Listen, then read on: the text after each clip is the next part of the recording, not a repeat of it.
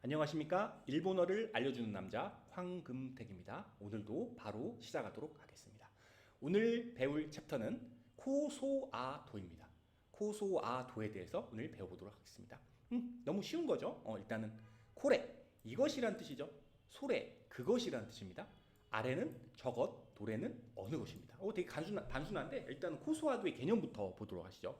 코소아도의 개념은 일단 코레는요, 가까운 물건을 코레라고 합니다. 그리고 멀리 있는 걸 아래라고 합니다. 가까운 물건은 이것은 코레, 저것은 아래입니다. 그리고 이 소레는요, 말하는 사람한테는 먼데 듣는 사람한테는 가까운 물건이에요. 예를 들면 어떤 사람이 어떤 물건을 들고 있어요. 그때 그 물건은 나한테서 멀지만 듣는 사람한테 가깝잖아요. 그럴 경우에 소레 나니? 이렇게 물어보거든요. 말하는 사람한테는 멀지만 듣는 사람한테는 가까운 물건이 소레입니다. 이게 코소아도의 일단 기본 개념이고요. 이거를 이해를 하시면 돼요. 도래는 어느 것이죠? 어느란 뜻입니다. 너무 쉽습니다. 보도록 하겠습니다. 예문 한번 보시죠. 아래와 시카데스. 저것은 사슴입니다. 이런 뜻이죠. 이거 예문 혹시 들어본 적 있으세요? 이게 지록위마라고 혹시 들어본 적 있으신가요?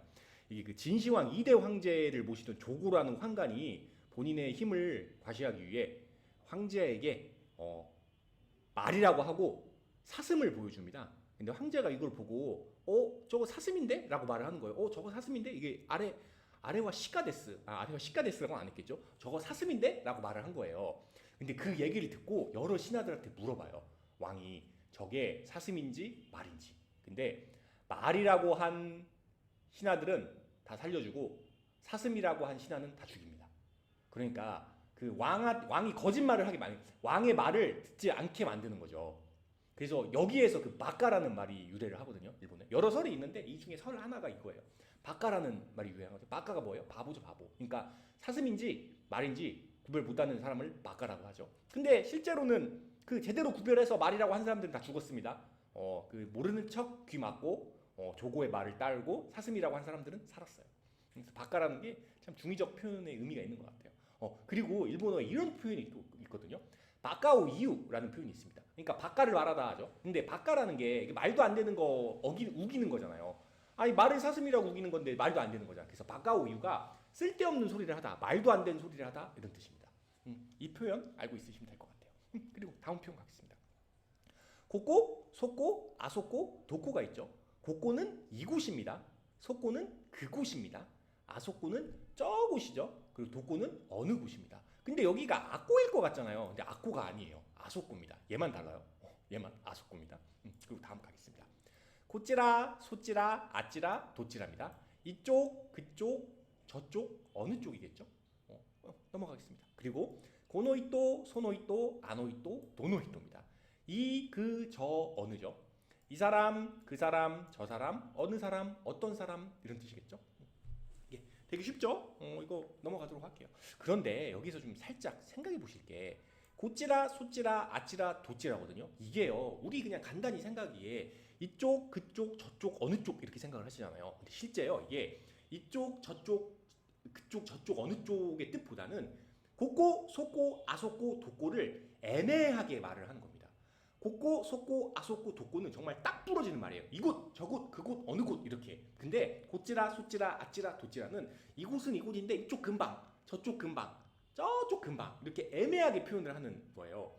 이게 애매하게 하는 표현이요, 일본에서는 약간 이게 좀 공손한 표현입니다. 뭔가를 똑부러지게 말하는 게 되게 건방지게 느껴지나 봐요, 일본 사람들은. 그래서 뭔가를 똑부러지게 말하는 걸 되게 꺼려합니다. 그래서 뭔가를 말할 때 고찌라, 소찌라, 아찌라, 도찌라라고 얘기를 합니다. 그래서 예문 한번 볼게요.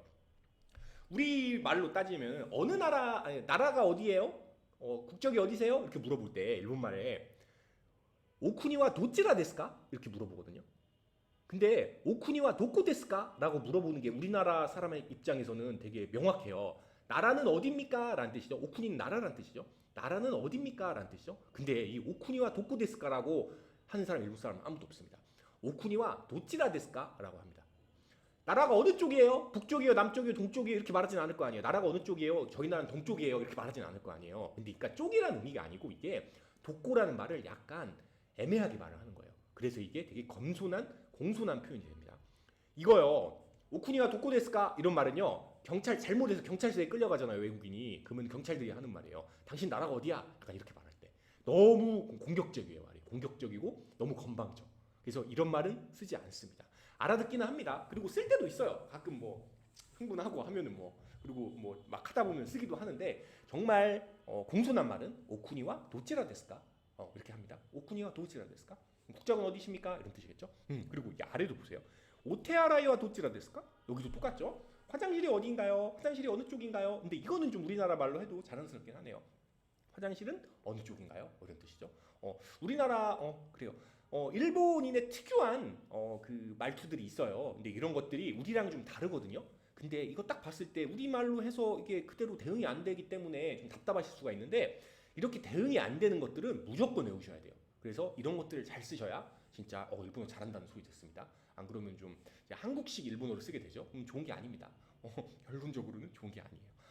오늘 하루도 고생하셨습니다. 공부 열심히 하시고 다음 시간에 뵙도록 하겠습니다. 감사합니다.